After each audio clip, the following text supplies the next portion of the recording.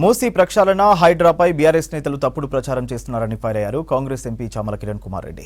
సీఎంగా ఉన్నప్పుడు కేసీఆర్ అక్రమ కట్టడాలు కూల్చాలని చెబితే ఇప్పుడు హరీష్ రావు తప్పు పడుతున్నారని విమర్శించారు. మూసీ నది ప్రక్షాళనను తీసుకొచ్చింది బీఆర్ఎస్ సర్కారేనని గుర్తు చేశారు. మూసీ నిర్వాసితులను రాష్ట్ర ప్రభుత్వం ఆదుకుంటుందన్నారు ఎంపీ చామల. ప్రతిపక్షాలు బాధితులను రెచ్చగొట్టి ఆత్మహత్యలకు ప్రేరేపిస్తున్నాయని ఆరోపించారు. ఈరోజు రేవంత్ రెడ్డి గారు రాష్ట్రంలో ముఖ్యమంత్రి అయిన తర్వాత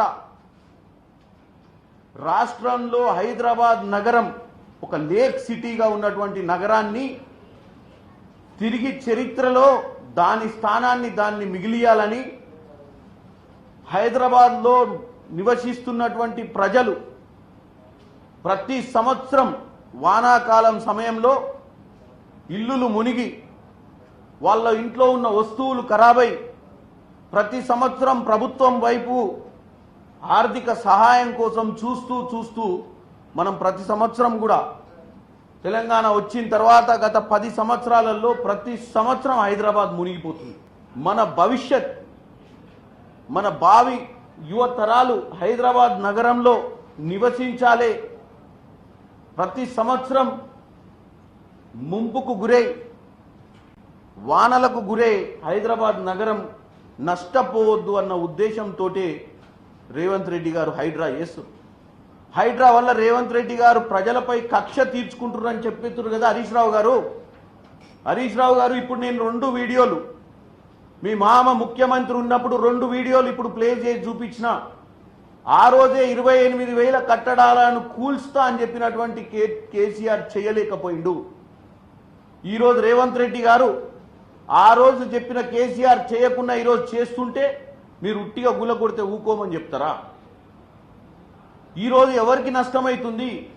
కేవలం కొంతమంది పొలిటికల్ పార్టీల అండలు చూసుకొని చెరువులలో కబ్జాలు చేసి ఈరోజు కిరాయిలకు ఇచ్చిన వాళ్ళే ఈరోజు నాటకం చేస్తున్నారు తప్ప వాస్తవంగా ప్రజలు 80% ప్రజలు మంచి కోరుకుంటుర్రు. తప్పదు. నిజంగానే గవర్నమెంట్ పేదల సైడు ఎవరికైతే ఇండ్లు కోల్పోతుర్రో, ఎవరికైతే బిల్డర్లు మోసం చేసిర్రో, ఎవరికైతే పర్మిషన్లు ఇచ్చిన అధికారులు ఉన్నారో అందరి మీద చర్యలు తీసుకుంటామని చెప్తున్నాం.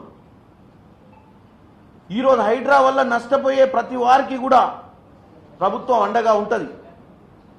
కానీ ఈ చేస్తున్నటువంటి మహత్తర కార్యక్రమం ఎట్టి పరిస్థితులు ఆగేది ఉండదు. ఈ రాజకీయ నాయకులు హరీష్ రావు గారు, సబితా ఇంద్రారెడ్డి గారు పోయి నిన్న మాట్లాడుతుర్రు. మరి గత ప్రభుత్వంలో మీ మామ చెప్పిన 28,000 ఇల్లులు కూలగొట్టకపోవడానికి కారణమేంది? మాటలకే తప్ప ఇల్లీగల్ కన్స్ట్రక్షన్స్ ని ఒక్కటి కూడా రాకుండా చేస్తా అని చెప్పిన కేసీఆర్ 10 ఏళ్లలో ఎందుకు? ఆ రోజు కొడుకు కేటీఆరే కదా మున్సిపల్ శాఖ మంత్రి.